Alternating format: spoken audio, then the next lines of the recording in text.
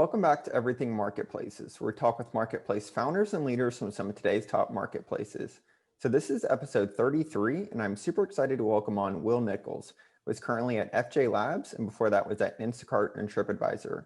So Will has some really incredible experience on both the operator and investing side with marketplaces. So I'm looking forward to diving into it and learning more. So Will, welcome to the group chat. Let's maybe start off by you sharing more on your background for those that might not know you and what led you to get into marketplaces. Sure. Thanks for having me. So I think it took sort of a circuitous route.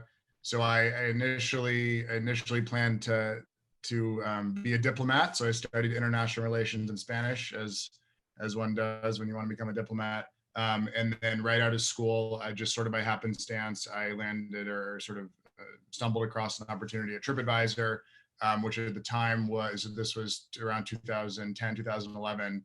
And I believe it must have been privately held at the time. And I also had sort of a love of travel. So I ended up taking a role. It was a rotational program, 2-year program, rotating through a number of product and marketing teams. And it was sort of the perfect job for a grad fresh out of school.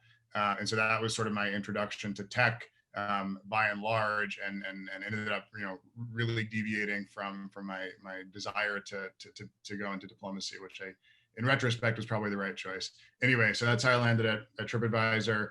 So I ended up staying about 3.5 or 4 years, and the role that I landed after that rotation program was based in Asia Pacific and in Singapore, and so I did performance marketing.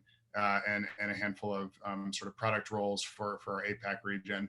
And effectively, I mean, what we were building was effectively a marketplace connecting travelers with hospitality businesses, both restaurants and hotels. And then my role specifically was really around selling or marketing a SaaS product to those hospitality businesses. So I got a good taste of product, performance marketing in a marketplace, in a marketplace business model. That's awesome. That's quite the backstory. So So I wanted to talk a little bit more kind of about like the early days, kind of like just getting into marketplaces. What were some of those kind of like initial kind of I would say like learnings and kind of skill sets? Yeah, I think and I'll just be very candid. I think at that point I didn't know much about marketplaces, and only in retrospect was I able to take some of those experiences and apply them to the work that we do at FJ Labs. But looking back, I think a lot of the principles that now make up sort of our investment thesis applied then as well. And so to give you some specific examples, we were again marketing a SaaS product to hospitality business owners in Asia Pacific, but that was a relatively newer region for TripAdvisor at the time. And because it was a newer region, there were fewer hospitality businesses on the platform, therefore less traffic, therefore fewer travelers, and so on. And so the SaaS product itself was actually of lesser value than you would have in a more developed market like Europe or the US, where you had years of traffic, more travelers visiting the site, and a much larger number of hospitality businesses. So the sort of the SaaS product inherently had less value at that time. And so one of the projects that I worked on when I first got over there was what we called market development, and it was really building out the number of hospitality businesses on the site. And so we took a ton of very sort of offline and manual efforts. Like I remember flying to Bangkok from Singapore, meeting with the head of the local tourism agency and getting a paper list of about 8,000 hotels in Thai, taking it back to Singapore, getting it translated, and then finding a way to sort of systematically reach out to those hospitality business owners and getting them on the platform. So it was things like that increase the value of the platform only by basically building out the supply side. Awesome. Thanks for sharing more on that. So, and then, how long were you there again? I was there. I worked across Beijing and Singapore from roughly 2012 to 2014, so about 2 years. Awesome. And then what led you to join the Instacart team? Yeah, so I'd been working in the Asia Pacific region for a couple of years, and then I was keen to get back to the U.S. and specifically New York. And so sort of, yeah, again, by happenstance or by luck, a colleague of mine had joined Instacart only a few months earlier. So I started my job search and frankly, again, just stumbled across a really, really awesome opportunity. So I met the team, and I think I was most excited about, I've always loved food and loved the food category, sort of more broadly speaking. So I was excited about the product and the pain point they were solving. But moreover, I was excited about just joining an early stage team that I was really excited about, just a really talented group of people. So I joined Instacart in, I believe, April 2014. Awesome. And then, what stage were they at then, just so we can get some context, if you don't mind? Yeah, so we had when I joined, there were about 35 or 40 employees across the country. I was one of 2 on-the-ground operators in New York, so I spent my entire Instacart career in New York in operations roles, and we were a pretty small team. So again, two on the ground, and handling just a handful of orders a day. And so at that point, we were really trying to figure out the model. We were really trying to scale. And I remember when I first came on, I was sort of asked to do a handful of marketing tasks because we thought that we were going to be more demand constrained than supply constrained. As it turned out, the product was so in demand and the pain point was so acute that I really ended up doing no marketing, and almost all of my time was spent on the supply side, on really building out the ability to fulfill orders and deliver rather than try to generate demand. Awesome. Could you maybe share more a bit about that, as far as what you were focused on the supply side? Yeah, exactly. So the Instacart model is couriers and shoppers visiting existing retail stores, shopping and fulfilling orders, and then delivering to the customers. And today the model is a little more complicated, but at that point in time, it was pretty straightforward. One person would fulfill an order end to end, receive an order on the Instacart app, travel to the local grocery store in New York, Fairway, for example, and then deliver to the customer. And so our challenges were, I would say, a fewfold. One was having enough shoppers or couriers on the platform to fulfill orders. And so that was the question of hiring, onboarding and training, really talented sort of customer facing folks very quickly, at a rate that was really, really rapid. And so, we were early on adding tens of folks per week, and then at scale, many hundreds. So it really was sort of a problem of scaling and trying to maintain a really high, sort of high quality product as we were growing really quickly. That was one. 2, we worked with a number of local retailers early on. It was just a handful of stores, and today it's hundreds, maybe even over 1,000. And so many of the challenges were around making sure that we had the right sort of grocery catalog data from our retailers, such that we could represent the products properly, and we went to fulfill, ensure they were in stock. So it was really a question of playing between sort of the courier and the shopper side, and then the retailer and the partner side, and making that work together to deliver a good product to the consumer. Yeah, that's quite the rocket ship, and sounds like a time to be a part of it.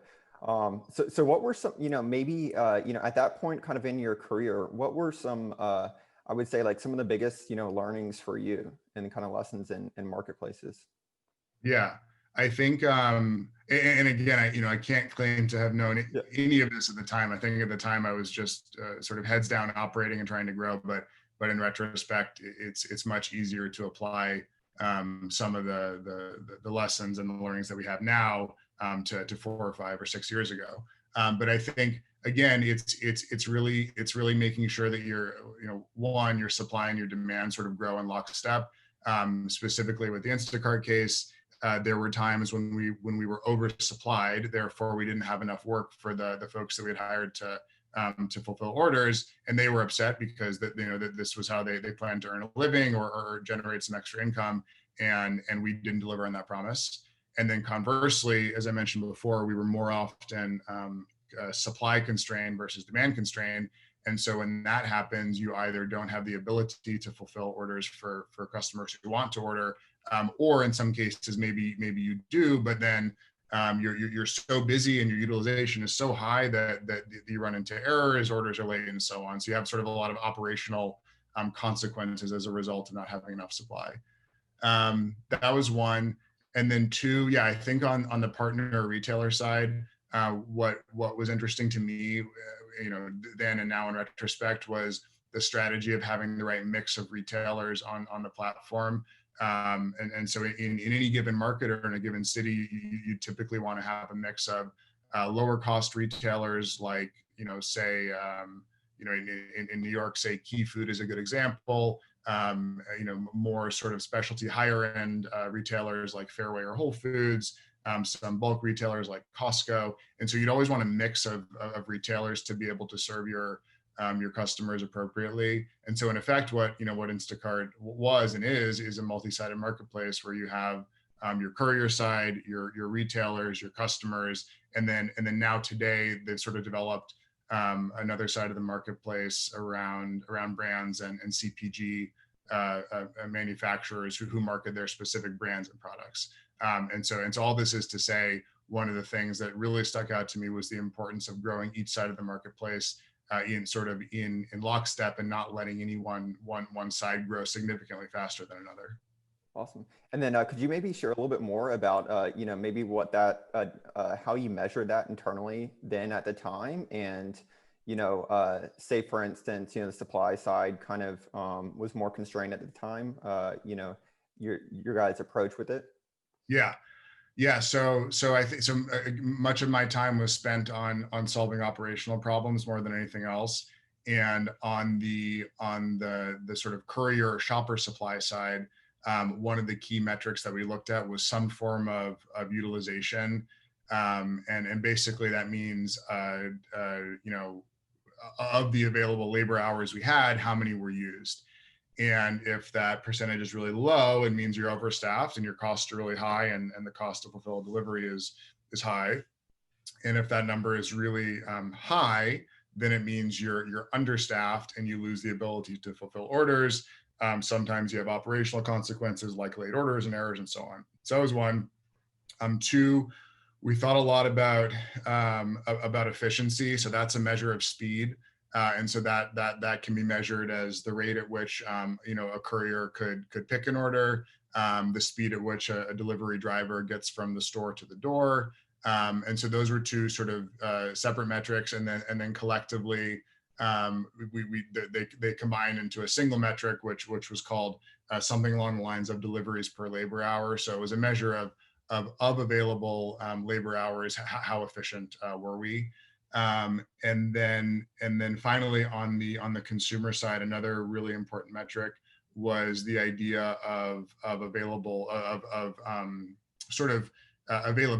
And so when a customer hits the site and wants to order, do we have the right delivery windows for them to order? At that time, you were able to order in 2-hour blocks up to 5 days ahead of time.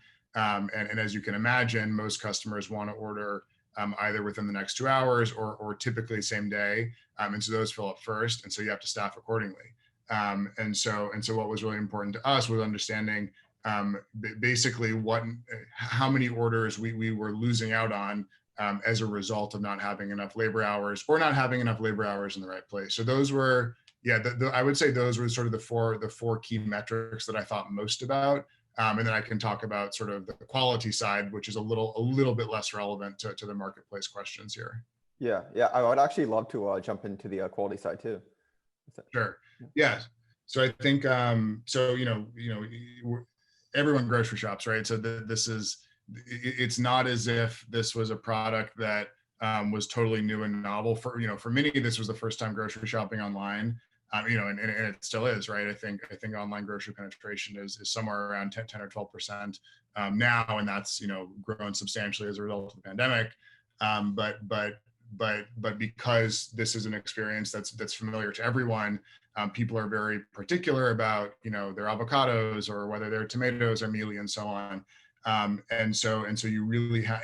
And I'll also mention that that when you think about competition in this space, you're often competing with the customer going to the grocery store themselves.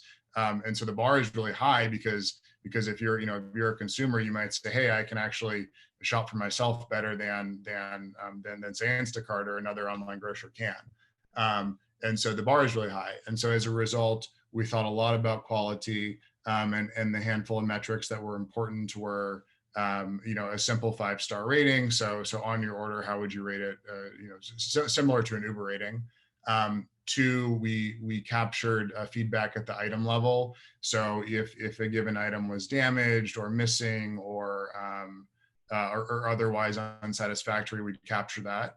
And that would allow us to sort of follow up appropriately with the customer. And then finally, just the idea of service in general. This in effect, is and was a service offering, because you interact with your personal shopper, both over chat, maybe over phone, and often at the door. So that was sort of a more qualitative element.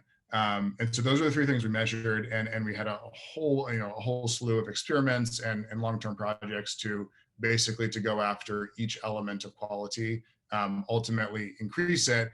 And then we always thought about sort of the counter effect.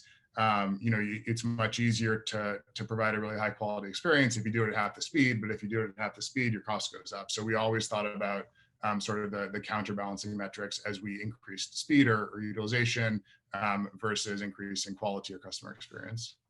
Awesome. Thanks for sharing more on that. So I did have a question, I guess first also for a little bit of context as far as the stage, when you're kind of measuring, quality there. I did want to ask as far as, how that might translate to like earlier stage marketplaces now, say for instance, that are earlier stage kind of in the on-demand and food delivery, how they can kind of measure that, and then the duration at which they kind of look at that kind of data. Yeah. I mean, I think for at the very early stages, it's really important to understand where your constraint is, on the supply side or the demand side. Most typically for most marketplaces, it is on the demand side. And the reason for that is for most marketplaces, especially 2-sided marketplaces, the incremental cost to a supplier to be on the marketplace is relatively low. So if you think about someone on Etsy, for example, a seller, they're likely or often already making products, and just to list those products, there's some friction in listing and pricing and all that, but there's no incremental cost in doing so. And so that they're often willing to sign up. But you sort of are challenged to get that flywheel really moving and have the supply side grow the demand side and vice versa, unless you can kickstart the demand side.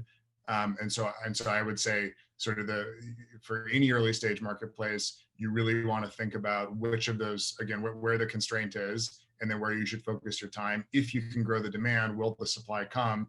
And then by virtue of having better and more developed supply, will more demand come? So you really want to understand where to focus your efforts in order to get that flywheel in place.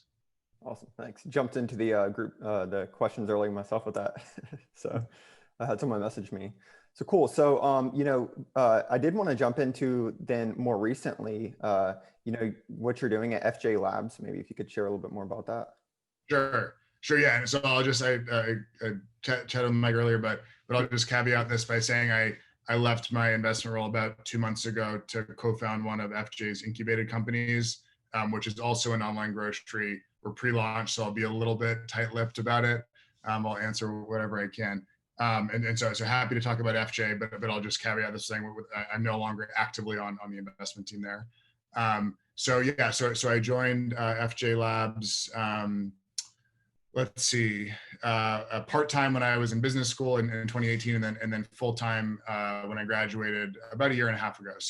So I'd worked full-time on FJ's investment team since May 2019 until I left to co-found this new company about 2 months ago.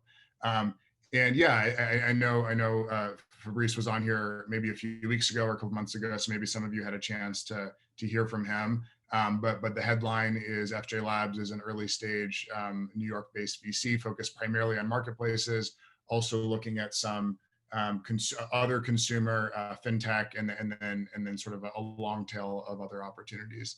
Mostly investing at the seed and the A stage, but doing some earlier stage investments and also some later stage investments. And so we're a relatively small team. I was one of 3 full-time investors, plus a head of platform, a couple partners, and then a few operations folks. So we're pretty small, and we do a ton of investments. So in 2020, we did north of 100 new investments, and that does not include follow-on investments. So we're really, really active. And part of the strategy is really around sort of building out an index fund of marketplaces globally. And so our checks tend to be a little bit smaller than what you would see other similarly sized funds write. So that's the structure. And then in terms of my role, I spent the vast majority of my time sourcing, evaluating, and diligencing opportunities for us to invest in. So that meant, chatting with 15 to 20 founders a week. And, the pandemic had changed the pace of that a little bit early on, although I will say it sort of rebounded quickly. So chatting with founders about opportunities, and then diving into their business, their metrics, the market at large, then sort of delivering an investment recommendation memo to our investment team, and then ultimately making a decision on whether to invest. And that was sort of the bulk of my work. Awesome. Thanks for sharing more on that. So you have quite the background, with the operator experience, and then seeing hundreds, if not, at this point, kind of thousands of marketplaces on the investment side. So before we kind of jump into some of the group questions, I did want to ask, what are some common maybe mistakes or kind of missteps that you've seen early stage marketplace founders take more recently? Yeah, early stage missteps. I would again point to sort of that supply demand imbalance as one. 2, I would say failure to focus on consumer experience or quality, or whatever measure of satisfaction makes sense for your marketplace early on. And I say that because, almost inevitably, your early customers are going to be your most engaged customers, early adopters. And it's really important to understand from them what's working, what's not, and also, to retain them in many cases. And so focusing on what drives a really good experience and what drives retention from the outset is very important. I would also say, maybe not on day one, but very soon after, really understand your unit economics, specifically with regard to a paid acquisition relative to lifetime value. For your earliest customers, many are organic, maybe come through your personal network or just early adopters, and so have a low acquisition cost. But almost inevitably, for most marketplaces, you want to really be able to acquire paid customers at a cost that makes sense for the business. And so from the earliest stages, you should have a sense of what that cost should be, given what you believe about the lifetime value or the theoretical lifetime value of a user or customer on your platform.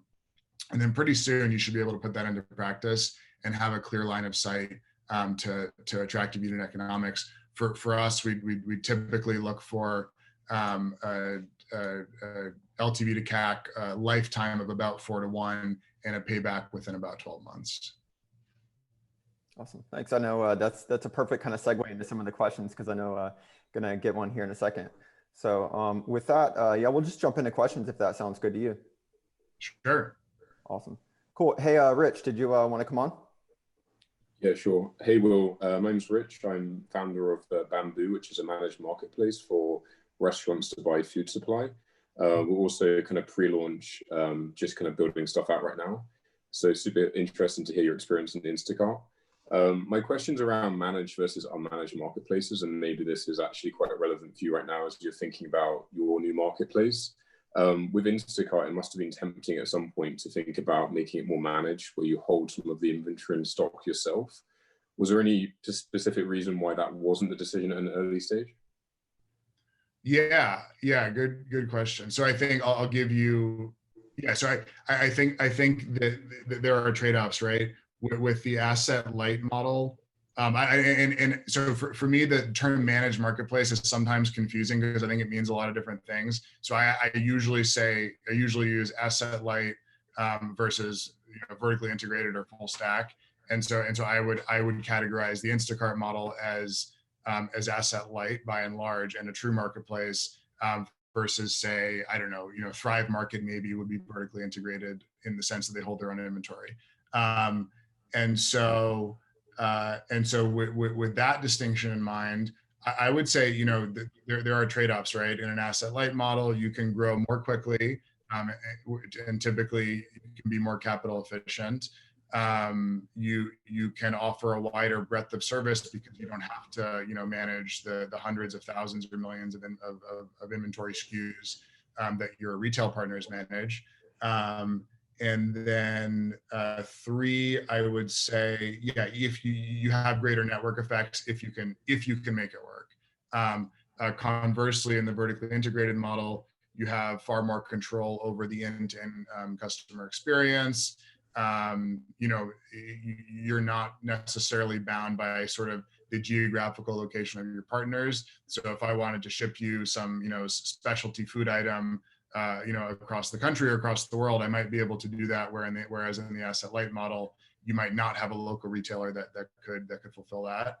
And then finally, I would say in the vertically integrated model, you have the opportunity to have better margin because you're holding inventory yourself, or maybe in some cases you're selling your own white label products. So you have a bigger opportunity for margin expansion, but it's typically more capital intensive to get there. It's harder to grow and so on. So that's the general answer.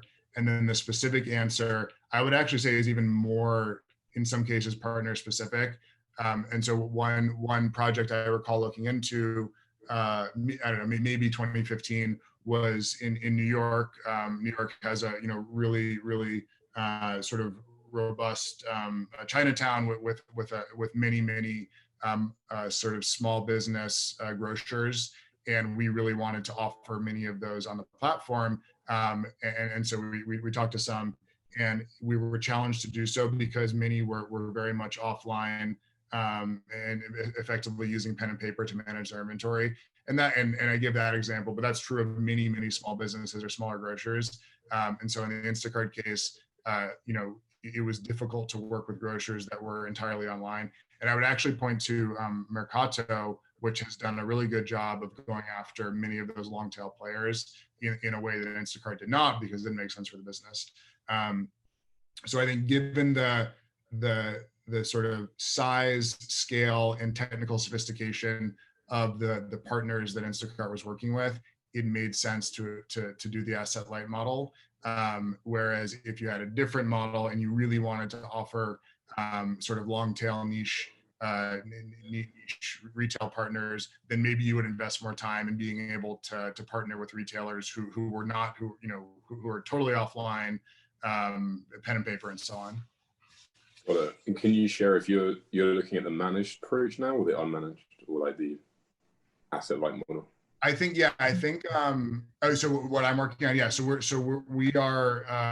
building, to be honest, it's actually not really a marketplace. It's more of a pure play e-commerce, and may have some marketplace elements in the future, but we sort of made a similar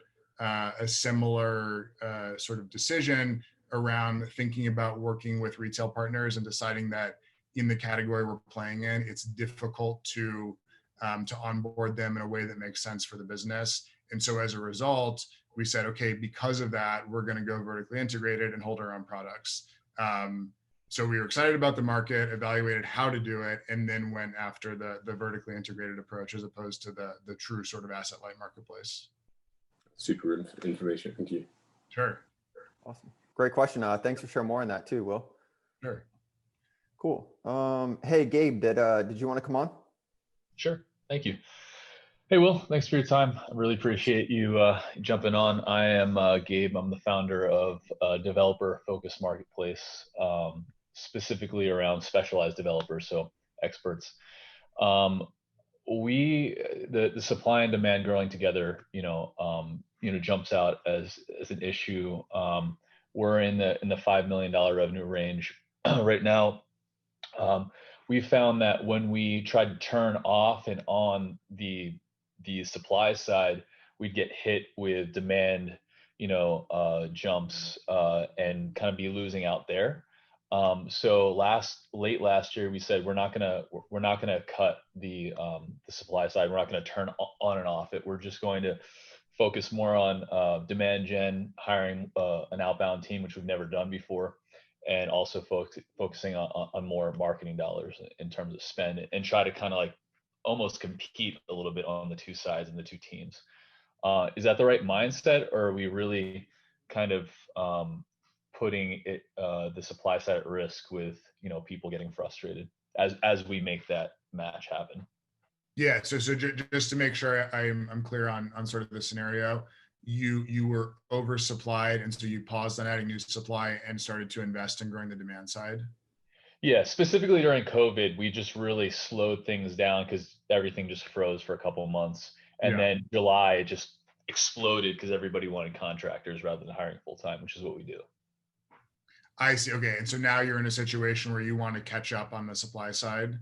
Yeah, and just that's been the to the dev success team, just really onboard as many people as you can. We have a great structure. It's scalable now, and so it's kind of like, let's stay there for a while and just focus on pouring all our effort into demand.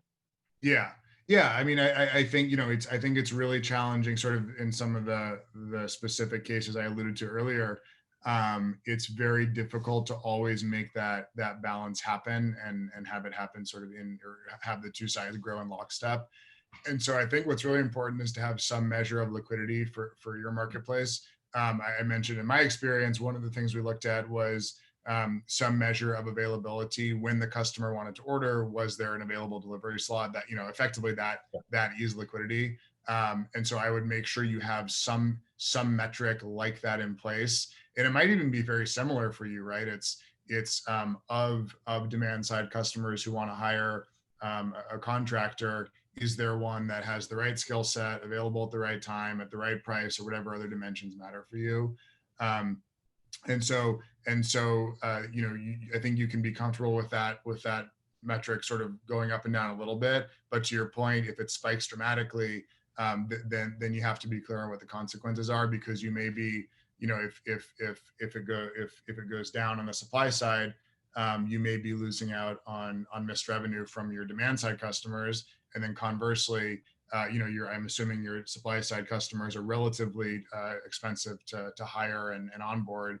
And if they're not getting enough work, they may churn, which is a different cost to you, right? So I would make sure you have that metric in place, track it very closely, and then understand what the consequences are when it moves outside of whatever sort of bounds you're comfortable with.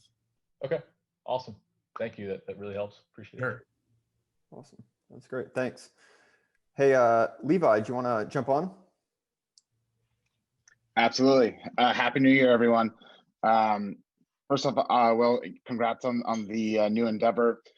So on Fridays, I lead this group for founders that are in everything marketplaces and a couple other communities centered around fundraising.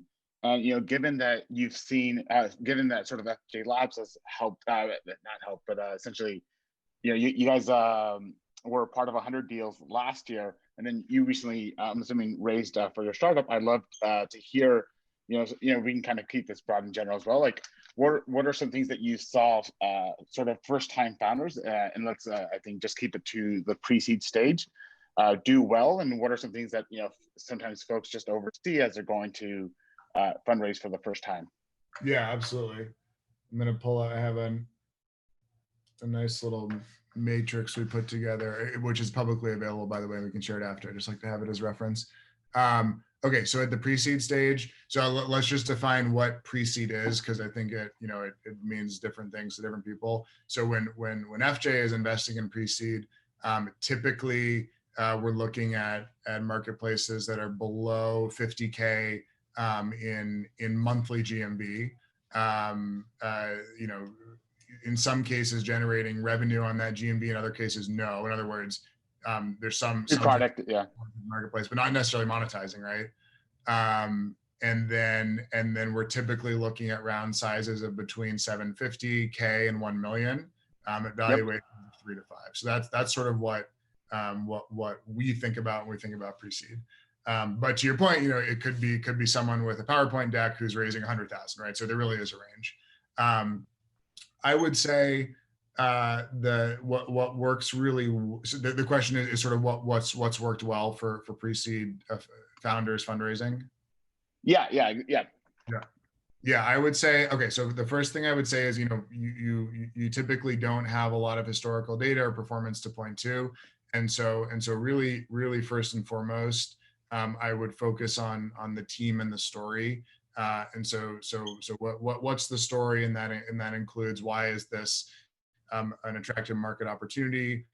Why is this the right approach? Why now? And then secondarily, why is this team or this founder the right group of people or person to build this company? So I'd really start there. And then once you get beyond that, we tend to be very metrics driven investors. And so while you may not even be monetizing and you don't have a clear picture of what your acquisition cost is today, you've at least given lots of thought to what that looks like in the future. And so that, maybe based on comps, maybe based on some demand tests, that your acquisition cost is $10 on Facebook and $15 on AdWords, or whatever the case is. And given that, you believe you can back into an LTV to CAC of something. So again, it's not to say that you have to have those numbers in place at the pre-seed. In fact, it's very unlikely you would or should, but you've given it lots of thought, and you have a sort of a story about how you can get there. Then I would also point to any element of traction. And so if you're a repeat founder and this is your 5th startup, then you'll have a much easier time raising on a PowerPoint deck, of course. And if you're a first-time founder like me, then you'll have more trouble raising on just that. So you'd have to point to some traction and say, hey, we've got X number of supply units on the platform, or we built X, Y, and Z, and so on. And so it can, there's a bunch of different ways to measure traction, but pointing to some progress that you made, I think, is important. And the reason I think is important is because investors want to see that they're funding you to accelerate your growth to the next round, not that they're funding you to figure out how to do the business, how to do the work that you should have already done. So that, I would definitely point to your traction. And then finally, I would say, just more sort of more color on the market, especially if you believe you found sort of a unique or undersaturated opportunity. If you're building an e-commerce company like I am in a known category, then maybe it's less critical to really educate investors about the market. But if it's a marketplace and the aerospace parts industry, many of your investors won't know much about that, especially at the pre-seed. And so you'll do very well to educate them on the market in terms of what the market dynamics are, what the supply and demand sort of dynamics are, is the market growing, and why your model makes sense for this market. Cool, awesome, thanks, Will. Sure. Awesome, thanks for sharing more on that. So cool. Hey, Mitch, do you want to jump on? Sure. Thank you. Hey, Will, nice to meet you. So my name is Mitch. I'm the founder of Huddles, which is a marketplace for live video chat experiences with celebs, and they either happen in groups or on one-on-one. And you can kind of think of them as being in between like a TED Talk and a master class and a meet and greet. And so my question is there a certain piece of advice or a framework or mental model that you used to give as advice to founders, but have since maybe realized that it's not as applicable, or that something has changed in the industry or from new information that you just feel like that is maybe outdated or not as applicable as it used to be? Yeah, good question. I mean, I think I think the best answer I can give is on the investment side. As I mentioned, we tend to be very metrics driven, and we'll look for either strong existing LTV to CAC and a number of other metrics that are really important to us, or a clear path to get there, and that's really critical now. Sort of on the founder side, it is so apparent how challenging it can be to achieve some of those metrics, and you really have to be honest with yourself about what you're trading off. So in the early days for us, we're really focused on customer experience, retention, basket size, and so on. But we don't really care about acquisition cost on day one, because we need customers, we need feedback, we need to sort of validate the product. And then we'll go after and build out sort of the paid marketing muscle and understand better what our metrics are and what our retention is. And so all I can say is, while as an investor, I still think that's a reasonable lens to use. On the founder side, I would be sometimes hesitant of building just to satisfy those metrics, when you know that it's really important to do things that don't scale, or to really dig in and focus on, say, quality or retention, even at the cost of, or the trade-off of, hurting your economics. Thanks. Sure. Yeah, that's a really great question. So cool. Hey, Rich, did you want to jump back on? Yeah, sure. Last question from me. Going back to kind of Levi's question around pre-seed funding, does FJ Labs prefer you to have a lead investor already before kind of starting those conversations about pre-seed, or are you open to any conversations? So in order to get to 100 investments a year, we're more than happy to evaluate pretty much any deal that comes our way, and we do make a really concerted effort to give feedback, even if it's a couple lines on a deck that we see. We're opportunistic and open to it. That said, part of FJ Labs model, and actually Fabrice wrote a great blog post about this too. I'll drop both links in the chat in a second. Part of FJ Labs model is to primarily be a co-investor. And so in the vast majority of investments that FJ makes, there is another lead investor in place. At the pre-seed, or in the case with like a YC company, for example, you often have a situation where there's maybe some sort of a party round and no clear lead investor. And so FJ's preference is to not be the biggest check in around, or for there to be a clear lead investor. And if one of those two criteria are satisfied, then FJ is much more likely to invest. Makes sense. Thank you. Awesome.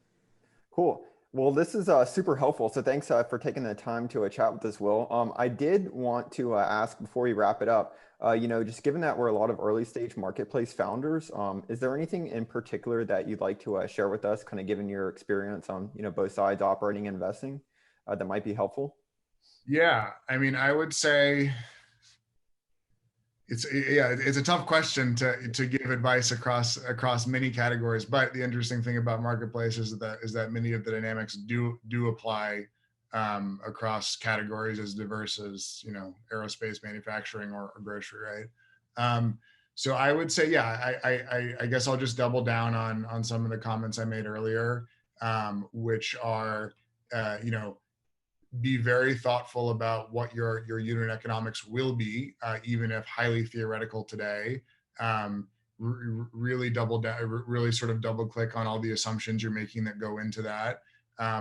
Build out a model that enables you to think about, okay, well, if I grow at this rate and if acquisition cost is this, here's where we will be in 12 months, and then push on which of those assumptions really move the needle in terms of your output or your economics in 6 months or 12 months time. That's one. So be very thoughtful about that and be able to tell a really compelling story about why you'll be able to get there. So that's point A, but then point B is the counterpoint, which is also be aware that, especially at the early stages, your business is likely, as mine is likely more a collection of people, internal knowledge, and individual customers more than it is any set of sort of scalable processes.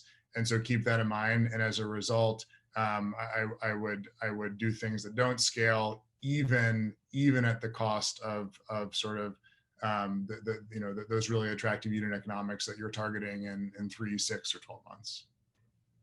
That's great. That's a great way to wrap it up. So where can we keep up with you? Time for just a quick kind of plug so we can follow along. Sure. Yeah. Twitter. I'll just put it here. And then LinkedIn. I forget what my handle is, but if you just search Will Nichols, FJ Labs, or Instacart, you'll find me. Yeah, and then there's my email for that's FJ Labs. Awesome. And again, I'll note I'm not actively working on deals on the investment team, but I'm more than happy to share any decks with our investment team, and they'll review and thanks. They'll review and get back to you if the opportunity makes sense. And it seems like there's a lot of pre-seed folks here. I'll just mention that, as I said before, FJ focuses mostly on seed and A. And if you check out that matrix, that's sort of the guidelines as to when we get comfortable investing. Again, more than happy to look at pre-seed deals, but most of our investments begin at the seed stage. Great. Awesome. Cool. I'll include the links in the description of this too, in the when I share the recording. So, well, cool. Well, Will, this is super insightful. So thanks again for taking the time to chat with us. So we'll have to try to do a follow-up here in a few months or a year, and can share more on what you're working on. I'd love to. Yeah. If it had been even 2 months later, I would have been happy to share more, but follow along and we'll be live relatively soon. Awesome. Well, cool. Well, thanks everyone for joining in, and it was great to chat. Well, thanks.